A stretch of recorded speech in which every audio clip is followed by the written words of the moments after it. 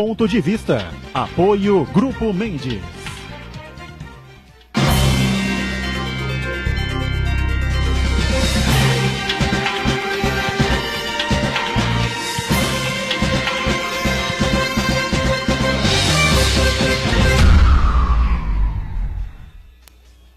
Olá, está começando aqui mais um Ponto de Vista, não é? Você acompanhando sempre a gente neste horário da 1h30 da tarde, a tradição da discussão política, do debate dos temas importantes que formam a pauta aqui da cidade, não é? Os assuntos importantes da região metropolitana e sempre também o debate aprofundado com temas importantes que, claro, tem aí a relação ou amplitude nacional também, né? Como a questão trabalhista, a reforma trabalhista, ainda causando aí enorme polêmica, muitos debates em cima dessas alterações todas que foram aprovadas pelo Congresso Nacional, entraram em vigor em novembro do ano passado. Daqui a pouco a gente completa um ano e ninguém ainda entende exatamente o porquê de tantas perdas aí para o trabalhador, tantos problemas causados ao trabalhador, né?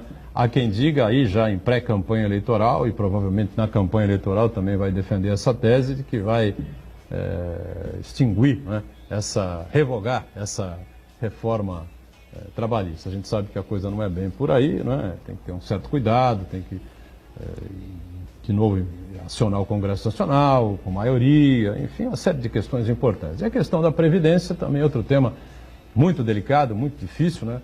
Tudo isso a gente vai discutir, vai colocar em debate nessa edição, que tem sempre a reprise de segunda a sexta aqui para a Santa Cecília TV, a partir das 20 horas, né? 8 da noite.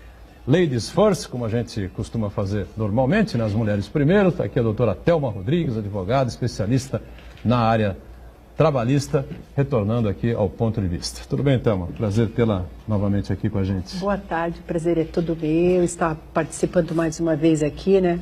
Inclusive o direito do trabalho está tão dinâmico. Então, cada vez que eu passo por aqui é um assunto diferente. Agora já teve o afastamento do ministro, entre outras coisas. Mas é um prazer com os convidados aqui da mesa também, o Santana. E vamos falar sobre a nossa Justiça do Trabalho. Muito bem. Aqui conosco mais uma vez, a gente recebe com prazer os dois magistrados, né, os dois juízes do trabalho que prestigiam a gente. E muita satisfação, doutor Igor Cardoso Garcia, obrigado pela presença mais uma vez, tudo bem? Tudo bem, doutorão, boa tarde, obrigado pelo convite, boa tarde aos telespectadores. E doutor Xerxes Guzmão, também participando e colaborando nessa edição do Ponto de Vista. Prazer revê-lo também, tudo bem? Igualmente, doutorão, tudo bem? Prazer novamente colaborar. Uma boa tarde à doutora Thelma, ao doutor Igor, ao Santana e aos nossos telespectadores para mais uma tarde de debates interessantes. Muito bom. Lá na Ponto Marco Santana, sempre atento aí às redes sociais, assuntos polêmicos aí que vão entrando na pauta e a sua participação sempre importante com a gente também aqui. Tudo certo aí, Santana? Tudo certo, boa tarde. Lembrando que hoje é sexta-feira 13, né? Boa tarde de julho, né? De julho, ainda bem. Exatamente. Boa tarde especial que nos acompanha ao vivo. Quero convidar você a participar do programa, mandando sua pergunta, crítica, sugestão, pelo Facebook, Ponto de Vista, com Edgar Buturão, ou por e-mail, contato@pontodevista.tv.br. O programa também pode ser acompanhado ao vivo na internet, santaportal.com.br/tv.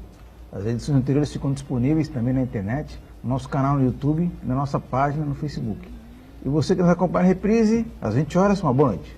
Muito bem, reprise começa às 8, o programa ao vivo termina às 14h30, hoje sexta-feira 13, né? Tem uma tendência aí de acontecer algum problema na República, né?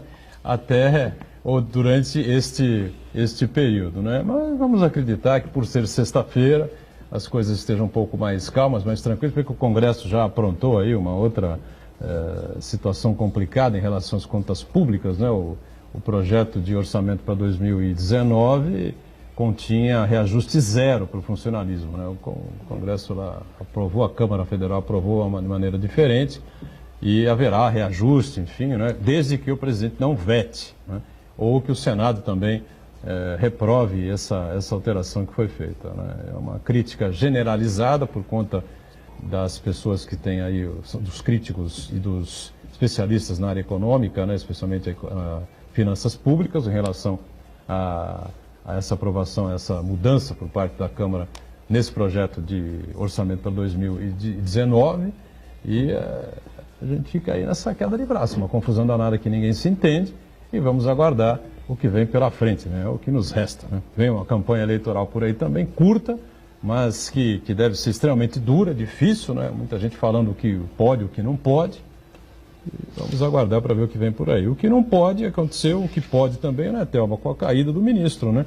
Elton Yomura, né, era o ministro do Trabalho de plantão, acabou derrubado agora esses últimos dias. Toma posse o Caio Vieira de Mello, que é um desembargador aposentado. E você teve o prazer ou o desprazer, né, de conviver com, ou de receber, de acompanhar a visita dele à OIT, né, o ex-ministro. É verdade. Ele participou, né, foi falar sobre a reforma, até porque, diante de tudo que foi apurado já pelo perito, inclusive eu tinha dito que ele foi assim bem arrogante no posicionamento dele, querendo dizer que os peritos foram influenciados, que não era o ciclo, bom, mas enfim, o que realmente interessa... Os peritos da OIT, da Organização Internacional. Diante da denúncia apresentada, os peritos vieram analisar a situação e colocaram o Brasil nessa lista curta, discriminatória, que estava entre aqueles países que eu citei da última vez, que realmente tem problemas difíceis nas relações de trabalho. E quando ele foi no discurso de abertura e tal, até diante da situação que o Brasil está figurando, ele quis insinuar essa questão que os peritos eles foram tendenciosos por motivos políticos, sei lá, porque tudo que você hoje discorda de alguma certa forma, ou é político, ou você está contra o governo, mas independente de partido, o que seria interessante ali é analisar as questões que foram realmente, que confrontaram aí a OIT e transgrediram, e por isso o Brasil ficou nessa lista curta. E até novembro ele tem que dar as explicações. Para quem não compreende muito bem, na verdade é uma lista negra, né?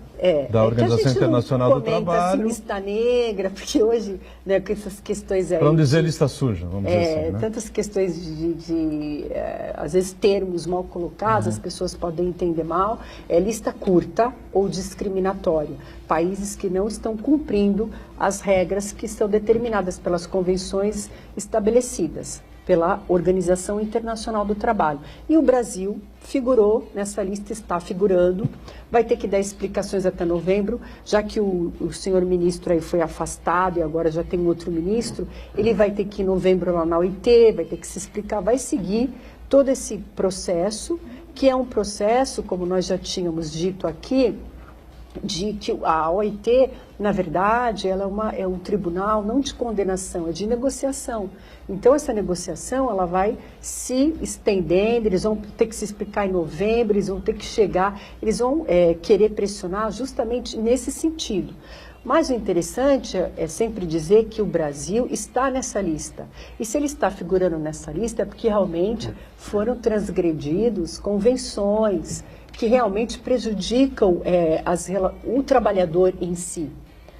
E eu até recordo aqui que no último programa, acho que você estava fazendo com o doutor Chess, doutor Igor, é até bom a gente estar aproveitando essa oportunidade da reforma, estar falando um pouquinho do dia a dia da Justiça do Trabalho, porque muitas pessoas não conhecem.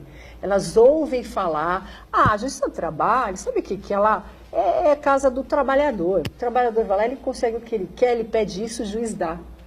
Então, quer dizer, coitado de quem pensa isso.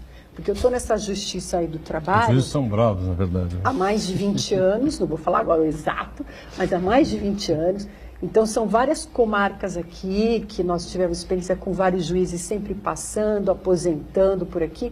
E a dificuldade é muito grande.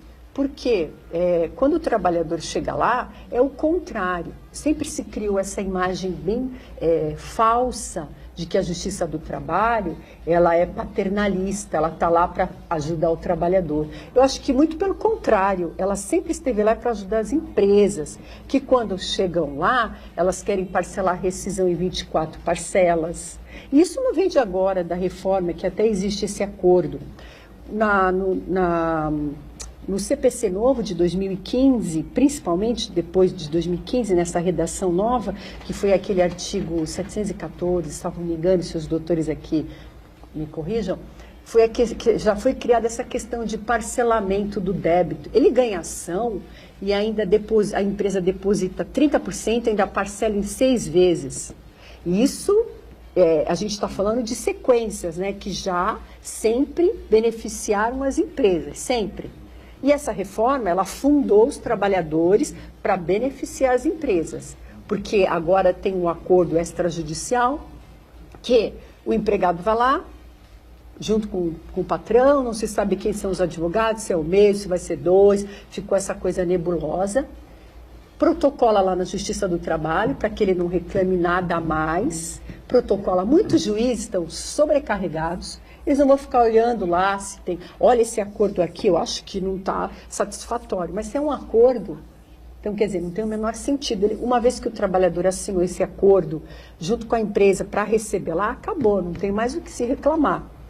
Então, é só tirar, voltando só um pouquinho da questão do ministro do Trabalho, então nós podemos, lá do alto, nós já podemos observar a corrupção, o nível de corrupção que está refletindo aqui hoje no nosso judiciário trabalhista, né, através dessa reforma aí, que veio só em prejuízo do trabalhador.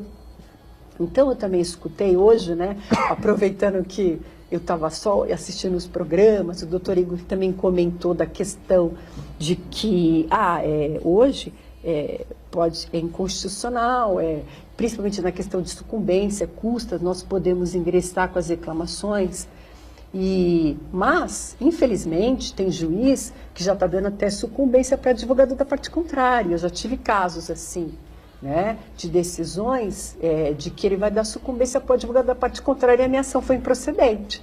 Aí eu tenho que recorrer, eu tenho que...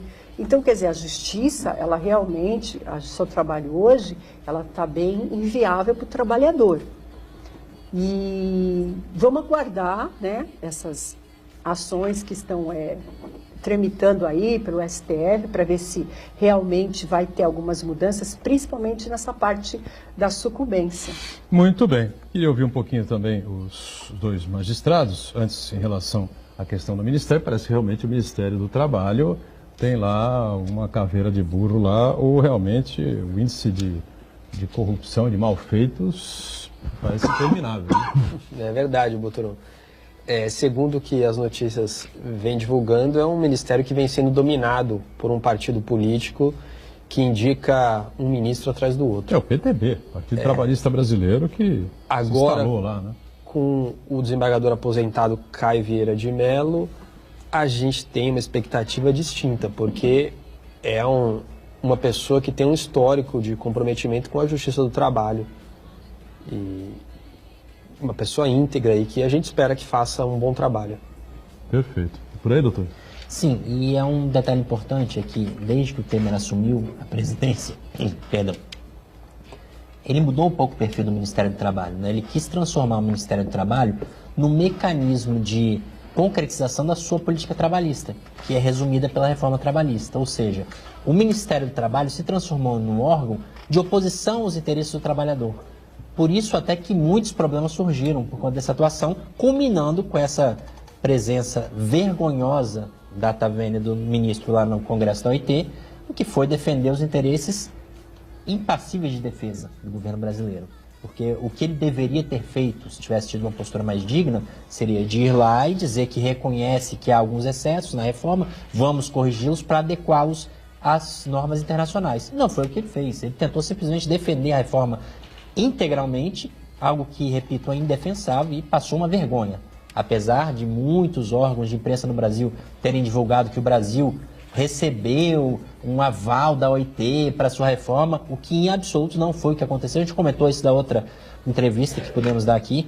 E, enfim, o Ministério estava rumando nesse caminho que só poderia dar no que deu. Agora a gente espera que mude. O ministro atual é uma pessoa mais comprometida, como disse o doutor Igor, com a Justiça do Trabalho, com os interesses em geral dessa categoria, e a gente espera que as coisas melhorem. Pois não, Santana? Justamente, eu ia falar que a expectativa é justamente sobre quanto à atuação desse novo ministro, né? É o Caio Vieira de Mello, que ele é uma pessoa muito reconhecida no meio jurídico, na esfera trabalhista principalmente, em que pese ele ser sócio da mulher do Gilmar Mendes numa empresa, mas apesar disso daí, isso não significa que ele, a priori, vá atuar apenas defendendo interesses escusos. Os profissionais do direito da área trabalhista reconhecem esse profissional como um profissional sério, e a primeira medida que ele tomou, já suspendendo os registros que foram alvo de uma investigação da Polícia Federal, já indica que ele começou bem, né? É uma coisa muito excepcional, até inacreditável, uma pessoa indicada para integrar o governo Temer tomar uma boa medida. Então, a expectativa que fica é que ele faça um bom trabalho à frente do Ministério do Trabalho. E tem outro detalhe, falta muito pouco tempo, né? Você tem aí agora menos de 6 meses, né? Praticamente 5 meses e meio, para o governo Temer se encerrar. E, na verdade, o governo Temer já acabou faz muito tempo, né? Está aí persistindo, morreu e esqueceu de deitar. Essa é a grande realidade, todo mundo concorda com isso, né? Menos ele, evidentemente, né? E alguns dos seus assessores e colaboradores mais próximos. E agora, com esse início de campanha eleitoral, enfim, se o MDB ficar isolado aí na campanha, então o presidente vai ficar completamente fora do jogo. Agora, Thelma citou aí essas dificuldades, né, encontradas aí na Justiça do Trabalho, não tem nada a ver com a Casa do Trabalhador. Tanto o Igor Cardoso Garcia quanto o Xerxes Guzmão, que estiveram aqui no outro programa, tiveram a oportunidade de esmiuçar um pouquinho, né, essa coisa de que a Justiça do Trabalho favorece sempre o trabalhador, enfim, né. Acontece que, normalmente, o trabalhador acaba não tendo, né, todos os seus direitos, aquilo que está na antiga CLT, né, preservados, né? E aí, como é que funciona essa coisa? A Thelma entra lá com um pedido, né? Um requerimento, uma ação trabalhista e cai aí na mão de vocês, né? Como é que é o trâmite, o mecanismo para as pessoas entenderem um pouquinho melhor? Quem se atreve aí? Bem, a doutora Thelma ingressa com a ação, a vara automaticamente cita a parte contrária para responder aos termos da ação, e é designada uma audiência onde as partes têm a obrigação de comparecer. Essa primeira audiência é a de conciliação ou já não é mais? Algumas varas adotam uma audiência de conciliação e depois uma de instrução. Outras adotam uma audiência que a gente chama de una, onde o juiz tenta a conciliação e faz a instrução. Instrução seria? Oitiva das partes e testemunhas. Produção das provas necessárias para poder julgar o processo. O que a doutora Thelma comentou é que alguns juízes, julgando improcedente ações trabalhistas, estão condenando o trabalhador a pagar o advogado da parte contrária e não isentando o trabalhador de custas. Aí o trabalhador não consegue, não tem dinheiro para recorrer. Ele precisa pagar um determinado valor para poder recorrer. Isso inviabiliza o efetivo acesso dele à justiça, porque o trabalhador, o nosso cliente na Justiça do Trabalho é, em geral, um ex-empregado, que não tem condições, na maioria das vezes, de custear um processo e muito menos o valor de um recurso. Então, ele tem tolhido o seu acesso à justiça. E aí, alguns advogados estão custeando do próprio bolso os valores para o trabalhador poder recorrer. Nossa, faltava essa agora aqui.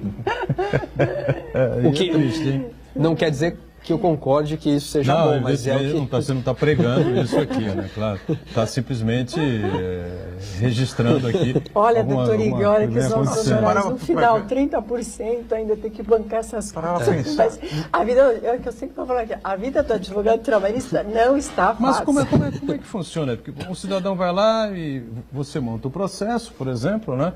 E o cidadão tem direito a 100 mil, vamos para a gente arredondar. Não fala esses valores, que aí já vão dizer de novo que os juízes, olha, 100 mil reais. 10 mil, vai.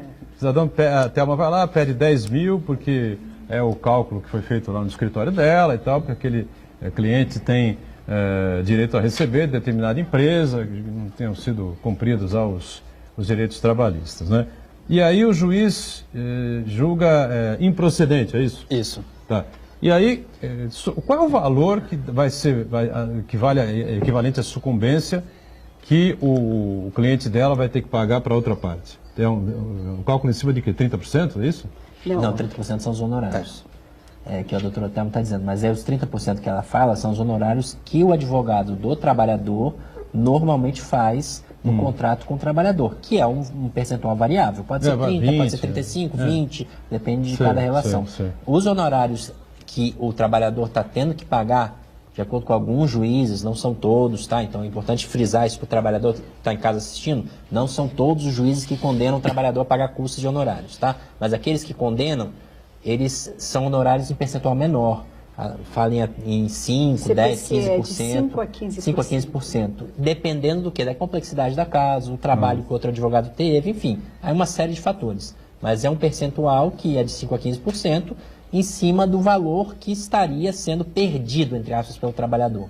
Né? Aí tem uma série de discussões que a gente já entrou das últimas vezes sobre a constitucionalidade ou não disso. Tem uma ação no STF para discutir, enfim. Porque o trabalhador que tem gratuidade de justiça, a maioria tem, não teria por que pagar despesas como custas ou honorários. Mas tem toda uma polêmica sobre esse assunto aí. Só um ponto interessante, né? Acabou de sair uma decisão, porque foi um dos pontos paradigmáticos dessas custas e honorários, uma ação de uma bancária contra o Itaú, que foi julgada logo depois da reforma ser aprovada, que ela foi condenada em R$675 mil de custas. Na época, saiu na imprensa e tal, chocou todo mundo, e a decisão do tribunal acabou de sair isentando ela desse valor. Então é aquilo que eu digo, não é assim esse cenário tenebroso. As coisas começaram mal, mas aos poucos elas vão se ajustando. Como é que pode terem penalizado pois a nesse Exato, um valor tão alto assim? Ela foi reclamar, na verdade. Exato.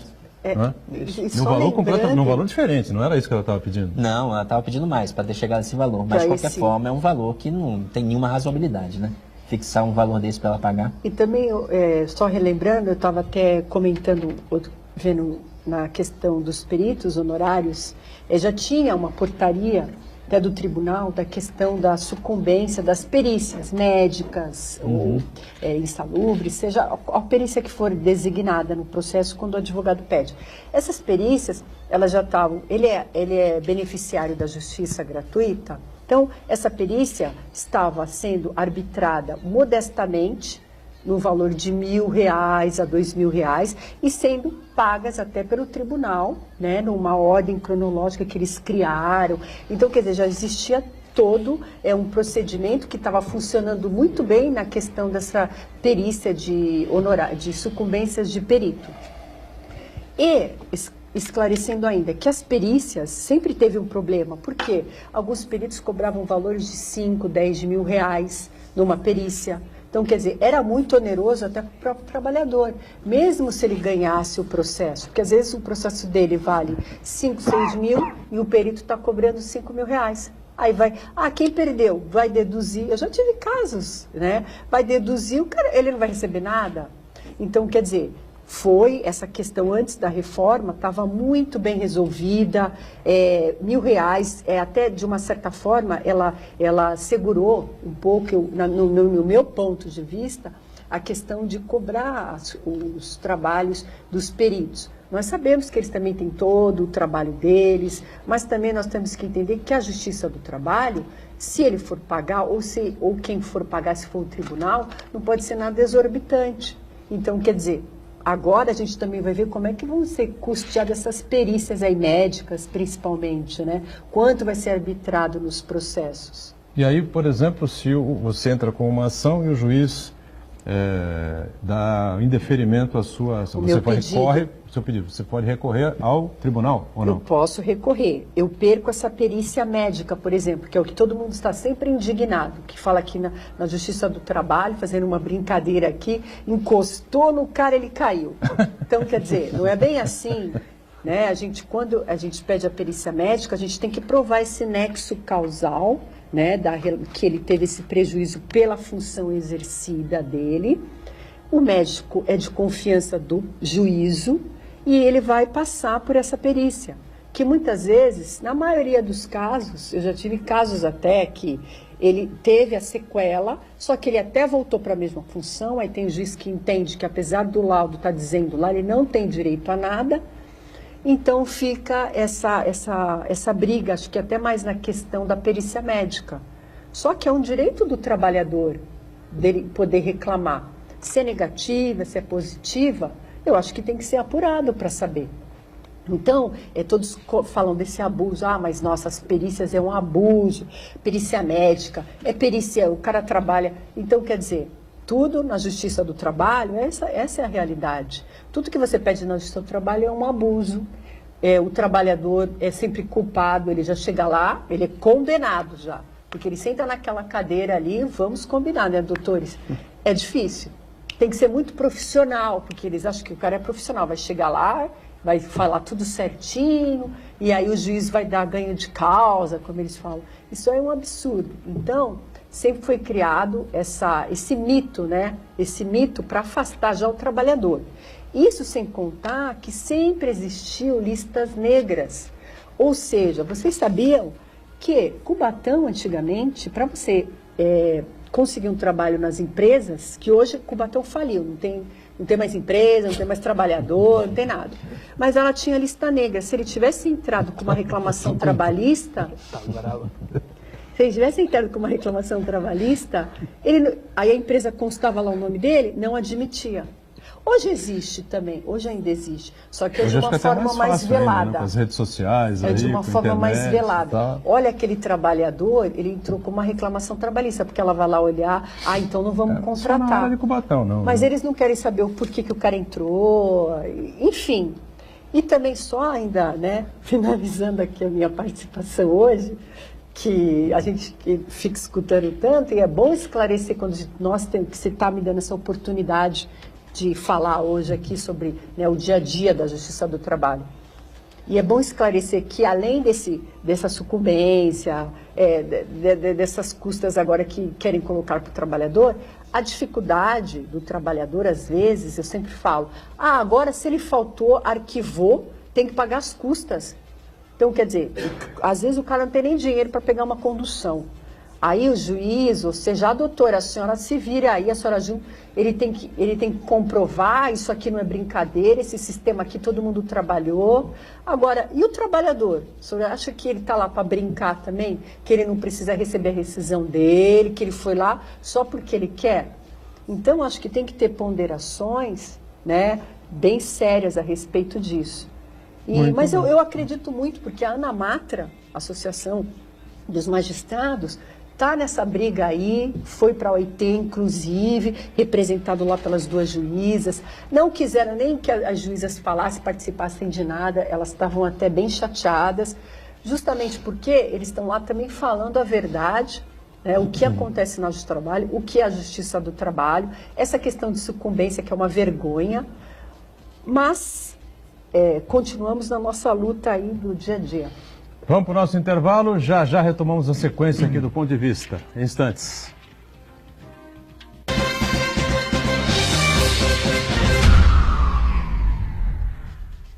Existe um lugar em Santos onde você encontra os empreendimentos mais fascinantes da região. Um lugar amplo, aconchegante, feito para oferecer o melhor atendimento para você. Um lugar que reúne as melhores opções residenciais e comerciais nos bairros mais nobres de Santos. Um lugar que a gente nem precisava dizer, porque você já sabe. Central de Vendas Grupo Mendes, Rua Guaiaó 55, Aparecida. Venha fechar um bom negócio para abrir as portas do seu novo lugar. O livro das arquibancadas, a Presidência 2002 de Marcelo Teixeira, está à venda na Unisanta com preço promocional de lançamento. A obra indispensável para os amantes do futebol e do Santos Futebol Clube pode ser adquirida no Centro de Atendimento Integrado, na Rua Oswaldo Cruz, número 300, das 8 da manhã às 8 da noite, de segunda a sexta, e aos sábados, das 9 às 11 da manhã. Se você quiser, pode pedir pelo e-mail tesouraria@unisanta.br e receba por Sedex, ou nas livrarias Nobel, Martins Fontes e Realejo em Santos. Das arquibancadas, a Presidência 2002 de Marcelo Teixeira. Adquira o seu agora mesmo. Conquistar um lugar no mercado de trabalho não depende só do diploma. Você precisa de uma formação diferenciada. Por isso, não perca tempo. Faça já a sua transferência para a Universidade Santa Cecília e ganhe 30% de desconto na matrícula e nas mensalidades. Cursos presenciais e à distância, com excelentes avaliações do MEC. Faça acontecer. Faça Unisanta.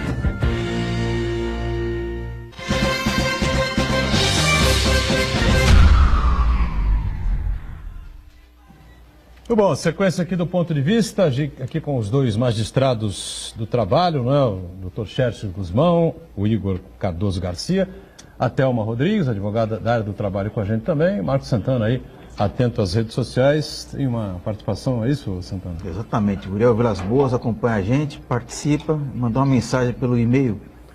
A reforma da CLT foi uma imposição do governo Temer em acordo com a classe patronal. Lembra muito a atitude do ditador Vargas para desmontar o movimento sindical de maioria anarquista. No momento atual está criado um grande desafio para os sindicalistas sérios, no sentido de mobilizar seus representados e evitando ações judiciais e sim negociações de alto nível, mantendo as conquistas e buscando ampliar direitos. O Uriel foi no cerne da coisa, né? Sindicalistas sérios, né? Porque em 17 mil sindicatos espalhados a gente tem realmente os excessos aí claros e evidentes, sim, né? Agora o Uriel foi presidente dos sindicatos metalúrgicos aqui da região durante muito tempo, uma figura seríssima, uma referência aqui para todos nós, né? Agora como advogado também, fez curso de jornalismo, enfim, né? A gente citou aqui alguns sindicatos, são muito importantes, muito sérios, né? Até bancários, os gráficos aqui do nosso companheiro Jorge, metalúrgicos, petroleiros e outros tantos aí, né? Que são sérios, gente correta, sindicatos fortes, né? Que têm participação importante nas negociações salariais, enfim, né? Lamentavelmente, como quase tudo no Brasil, né? Essa coisa acabou sendo deturpada e surgiram aí não sei quantos mil sindicatos, né? Espalhados pelo Brasil afora, que não haveria necessidade, né? No Porto de Santos, por exemplo, nunca se entendeu exatamente quem é alheio, quem está de fora, né, da área portuária, por que tem sei lá quantos sindicatos no Porto, né? Por que não existe o Sindicato do Trabalhador Portuário de Santos, por exemplo, né? Poderia talvez ser um sindicato até mais forte do que os outros subdivididos. Mas no início a ideia era essa, quando foi a parte da Lei 8.600 de 93, quando entrou o OGMO, era um sindicato único, eles seriam multifuncionais através dos cursos, mas sempre teve essa briga dos sindicatos ali. Porém, é o que eu falo, se tivesse uma fiscalização, se tivesse algo assim que, não, agora acabou o prazo, é um sindicato único, eu acho que até a categoria hoje estaria mais fortalecida. Porém, não houve, né? Cada um defendendo ali o seu espaço, e assim ficou até hoje, tá? São sete sindicatos ali na portuária, vigilantes, sacadores, estiva, e assim vai, e várias e inúmeras irregularidades, né? Que eles estão sempre aí na mídia, sempre com problemas inúmeros, problemas de adicional de risco, bom, mas enfim, realmente a ideia era essa, né? A ideia era essa, né, Dr. Chess, Dr. Igor aí. Seria bom um sindicato único fortalecido, né? Mas em vez da luta sindical ocorrer dentro do sindicato para ver quem está no poder e respeitar a eleição, eles acabam fazendo os desmembramentos e que, no fundo, enfraquece a própria luta deles. Imagino que a gente que acompanha isso há tantos anos, né, sente que na área portuária o caminho realmente foi por aí, né? Bom, tem outro tema importante que tem sempre uma relação com a área trabalhista, que é a área da Previdência, né? E a gente está aí acompanhando a possibilidade de uma reforma da Previdência, que não veio, não é, no governo Temer, por pressão popular, por receio aí dos congressistas, né, deputados, senadores, enfim, de votarem uma reforma da Previdência que seja absolutamente impopular, que as pessoas não tenham compreensão, mas continua essa pressão midiática, né? Toda a mídia, as cabeças de rede, as emissoras todas, defendendo os principais jornais, enfim, né? A gente vê sempre uma pressão em cima do governo, em cima do Congresso, para que seja feita essa reforma, para que se jogue para frente as aposentadorias, enfim, se dificulte cada vez mais para o cidadão se aposentar. Vai chegar um momento, né, que vai acontecer, né, doutor? Então, um primeiro detalhe sobre essa questão da reforma da Previdência.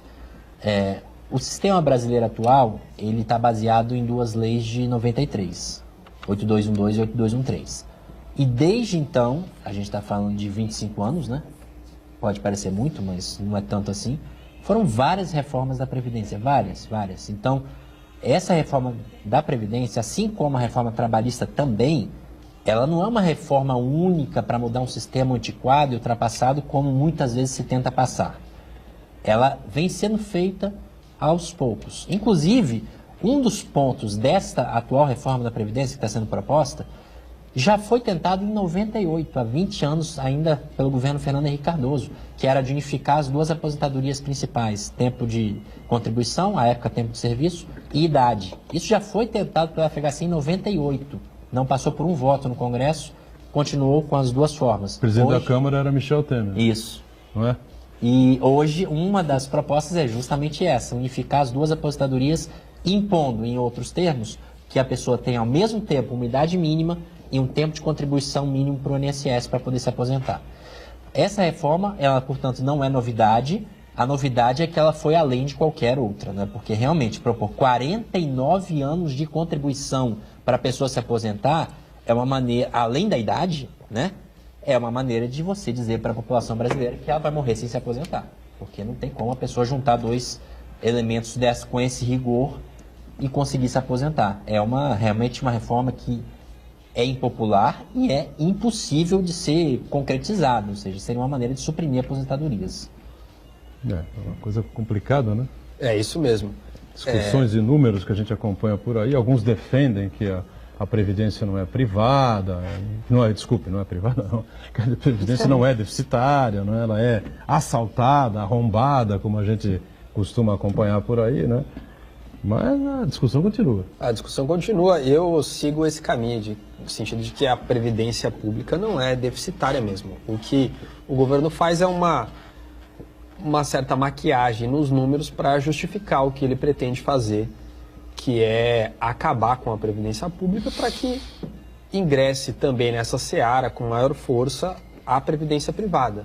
Acabando com a pública, a saída quase que única é a Previdência Privada, aí interesse do capital internacional e dos grandes bancos do país, que, por coincidência, patrocinam os candidatos ao Congresso Nacional, que vão votar essa reforma. Não tiveram, como você bem disse, não tiveram coragem de fazer isso agora, porque mexer na Previdência é muito mais grave do ponto de vista político do que uma PEC do fim do mundo e reforma trabalhista. Então eles não tiveram coragem, mas virando a gestão, a ideia voltará à tona, porque esses senhores que ocupam o Congresso são patrocinados pelos bancos que querem ver a Previdência Pública encerrada. Agora, nesse contexto aí, tem que lembrar também experiências em outros países de privatização da Previdência.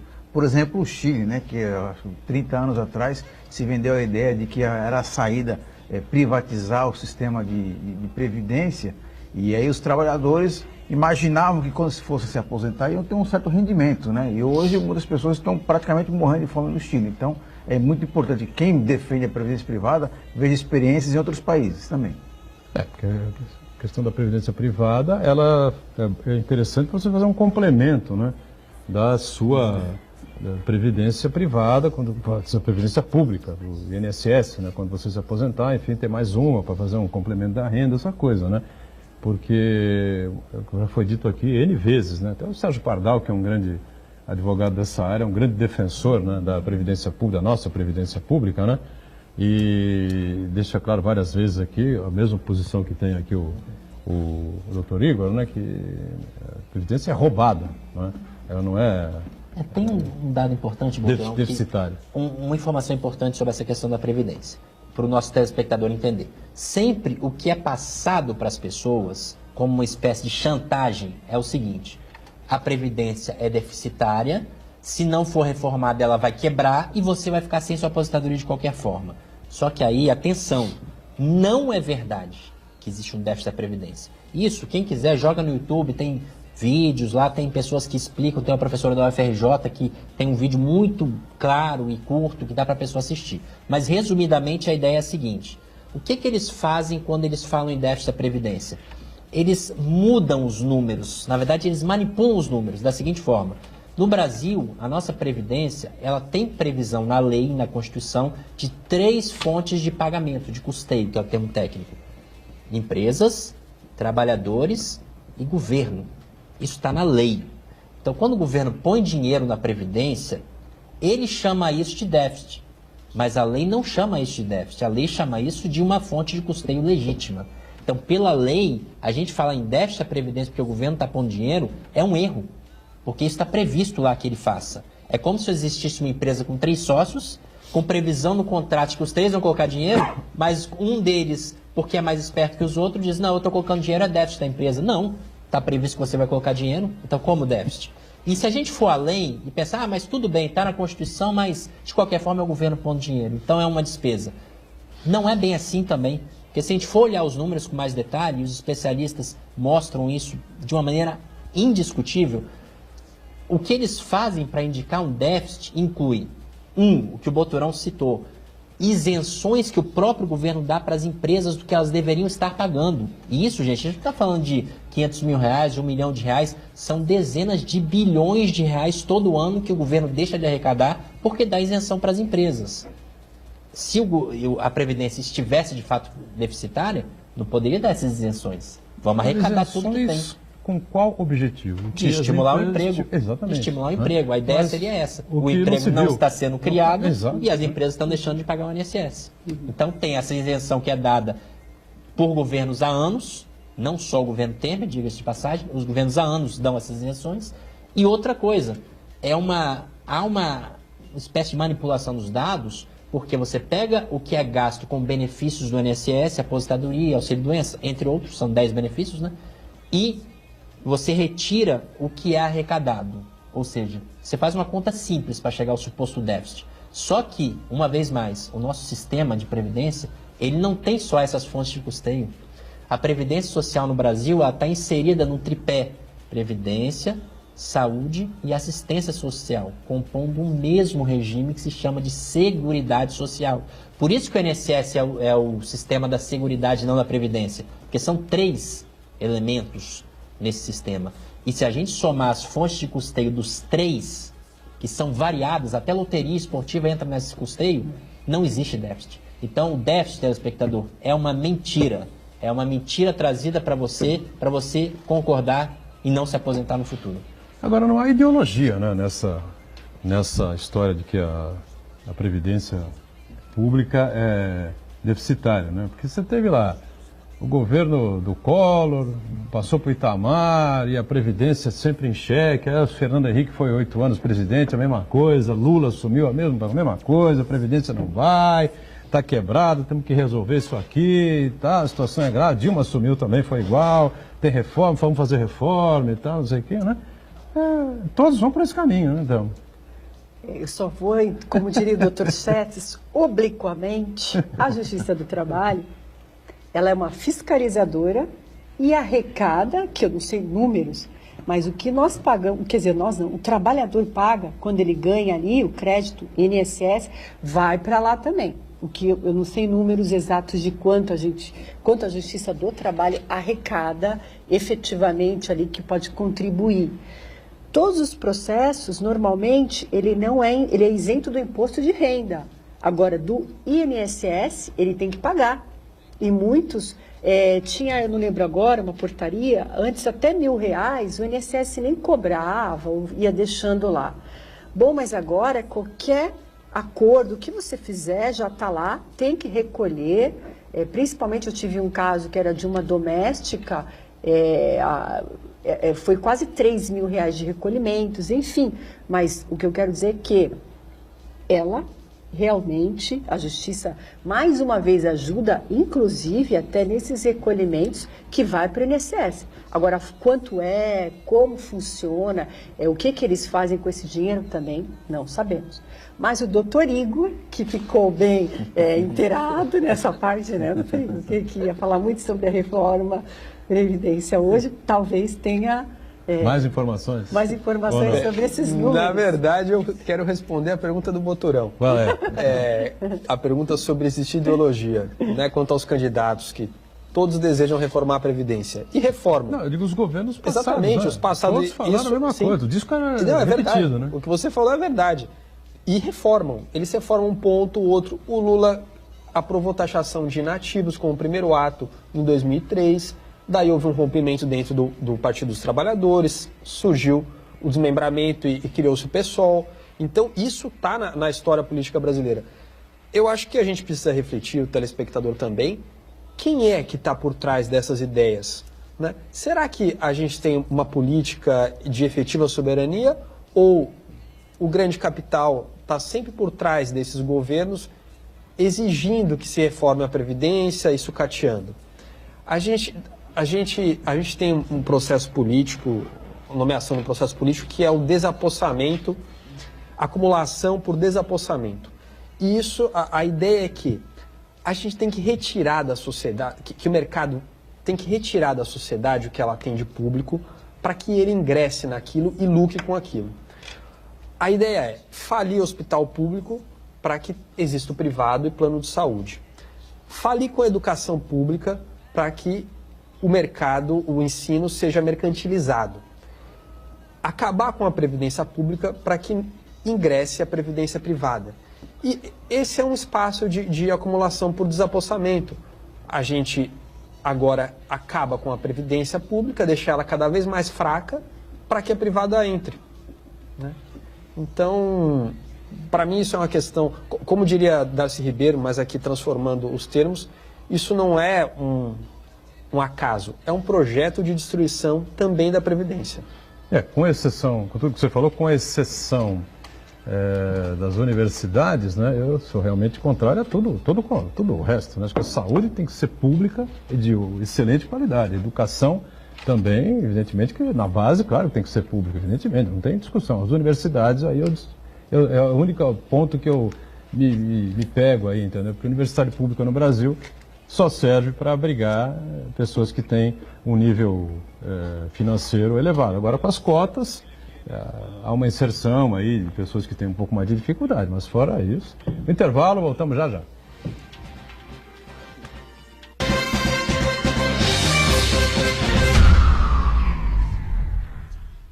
Existe um lugar em Santos onde você encontra os empreendimentos mais fascinantes da região. Um lugar amplo, aconchegante, feito para oferecer o melhor atendimento para você. Um lugar que reúne as melhores opções residenciais e comerciais nos bairros mais nobres de Santos. Um lugar que a gente nem precisava dizer, porque você já sabe. Central de Vendas Grupo Mendes, Rua Guaiaó 55, Aparecida. Venha fechar um bom negócio para abrir as portas do seu novo lugar. A sua música.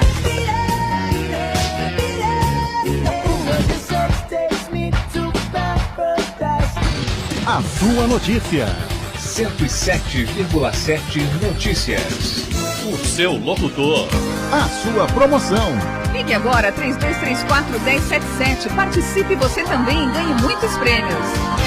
O seu cantor. A sua rádio. 107,7. Santa Cecília FM.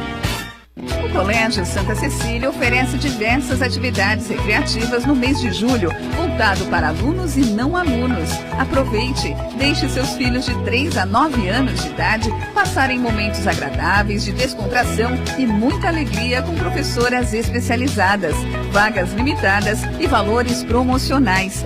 Informações 3202-7136 ou www.colégio.unisanta.br.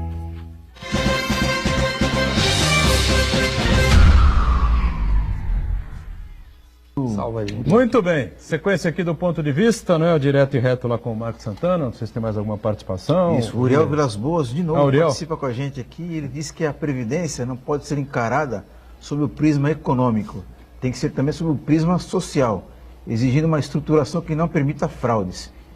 Deve ter o mesmo critério de todas as categorias, sejam públicas, estatais ou iniciativa privada. Não tem dúvida nenhuma com relação a isso, né? Agora, há, né, realmente, o doutor Igor colocou aqui no final do bloco anterior um amplo projeto. Eu não tenho muita dúvida com relação a isso mesmo, né? De você aniquilar a questão da previdência pública para que as grandes corporações faturem cada vez mais com esses planos previdenciários aí privados. Agora, há que se resistir a isso, evidentemente, não se pode concordar com isso em hipótese alguma, né? A gente tem que continuar investindo e continuar tendo aí a nossa previdência pública para você investir de alguma forma num complemento que seria a privada. Acho que é assim que funciona, isso é o correto, certo ou não?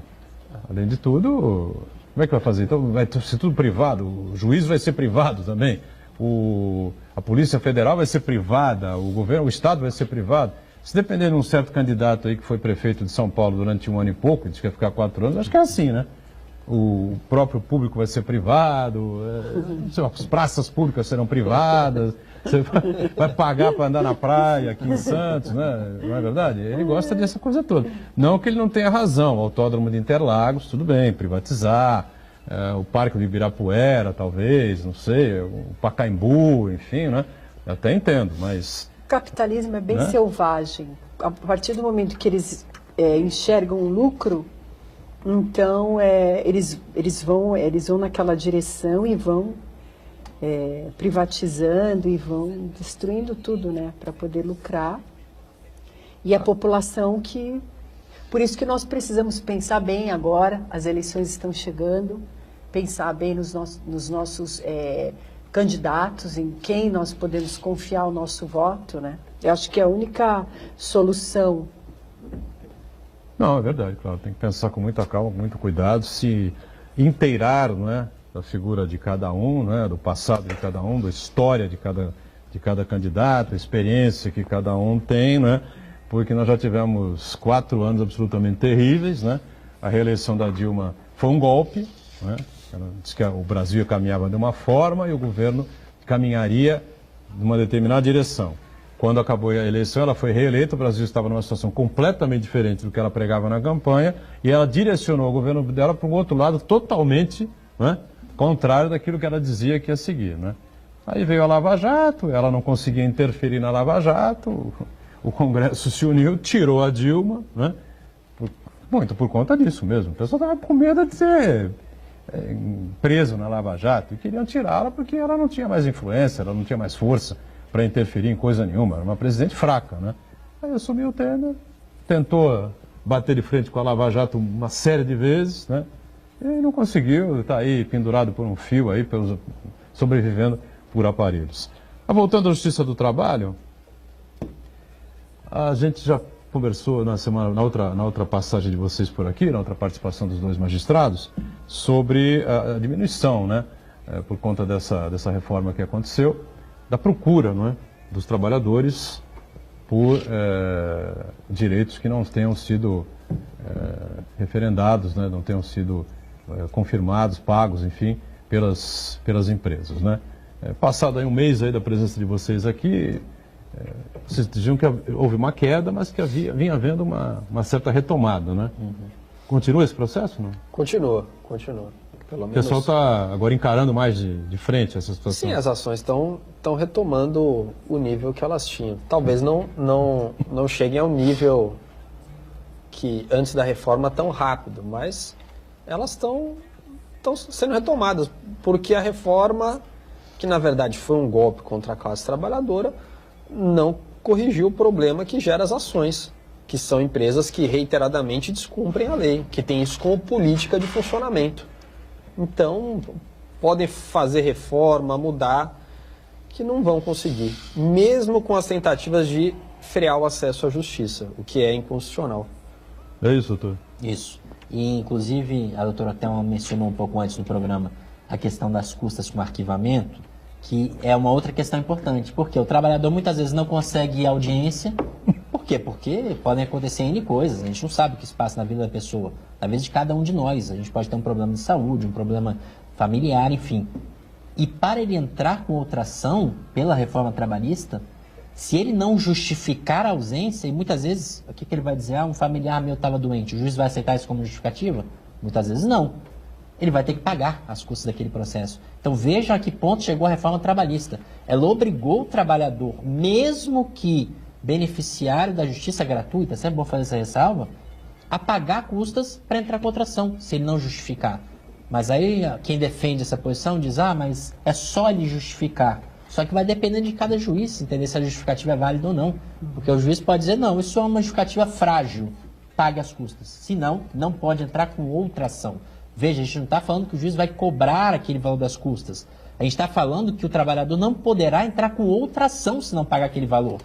É surreal. Realmente, essa previsão da reforma trabalhista, ela, a meu ver, é uma das piores. Olha que há muitas ruins.